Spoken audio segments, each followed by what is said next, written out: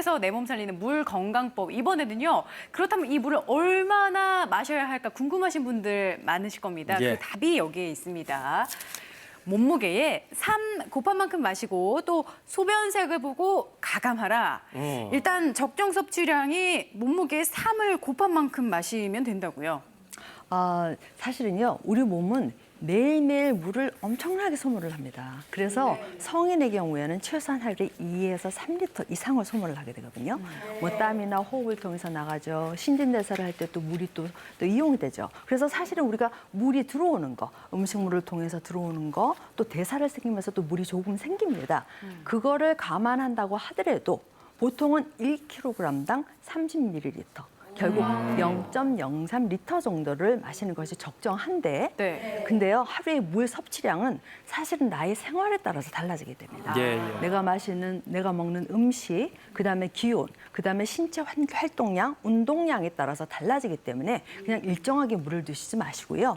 소변 색깔을 확인하셔서 소변의 농축도에 따라서 물을 섭취하는 것이 도움이 됩니다. 예. 그러니까 저희가 기억하기 쉽게 몸무게 곱하기 3이라고 말씀드렸는데 정확하게 말하면 체중 곱하기 0.03리터를 드시되 활동을 많이 하시거나 좀 더운 날에는 좀 충분히 드시고 네. 좀 많이 활동 안 했다 싶은 날은 지혜롭게 가감하는 거, 요게 필요할 것 같아요. 네, 그렇습니다. 그리고 또 하나 저희가 방금 말씀드린 게 소변색을 보고 물 섭취량을 더하거나 빼라고 해서 예. 저희가 알아보시기 쉬우라고 소변 샘플을 저 앞에 준비를 해놨습니다. 자, 비교 한번 해보시고요. 교수님 설명 좀 부탁드려요. 네, 조금 전에 이제 옥 교수님께서 설명했다시피 이제 기준이 있지만서도 사람의 활동량, 예를 들면 여름철에는 물을 더 많이 먹어야 되고요.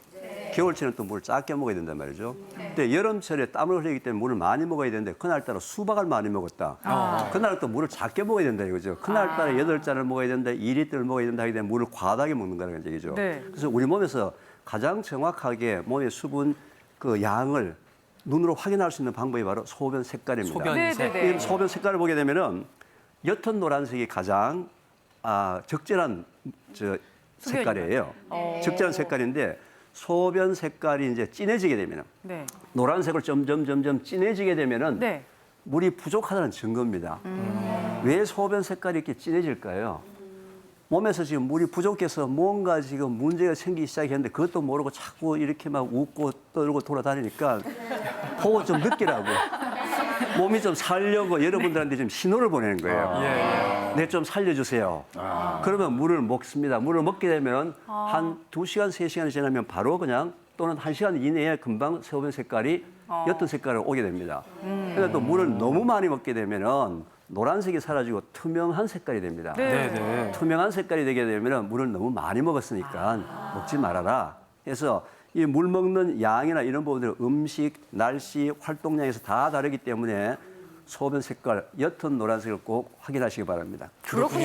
예. 저 같은 경우는 이제 커피하고 주스를 이제 많이 마시는 날이 있거든요. 그날은 정말 하루 뭐 맹물 한 잔도 안 마실 때가 있어요. 예. 근데 그렇게 다른 걸 많이 마실 때에는 물을 적게 마셔도 되는 것인지 괜찮는지 궁금하거든요.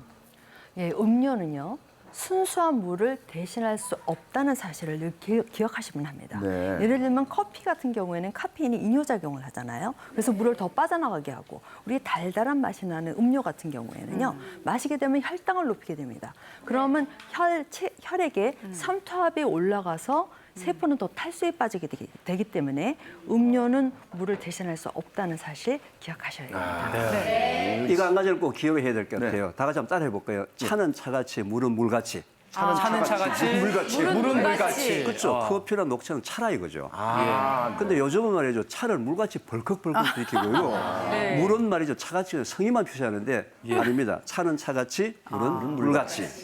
그렇군요. 근데 이제 차나 커피 같은 기호식품의 차원이 아니라 만성질환이 있으셔서 약을 많이 드시는 분들 이런 경우에는 물을 더 드셔야 되는 건지 줄여야 되는 건지 이것도 좀 알아둬야 될 것 같아요, 교수님. 예, 우선 당뇨, 고혈압, 고지혈증 약으로 약을 드시는 분들, 그다음에 뇌의 경색이나 심근경색과 같은 심장이나 뇌혈관 질환으로 약을 드시는 분들은요, 물 섭취에 특히 신경을 쓰셔야 됩니다.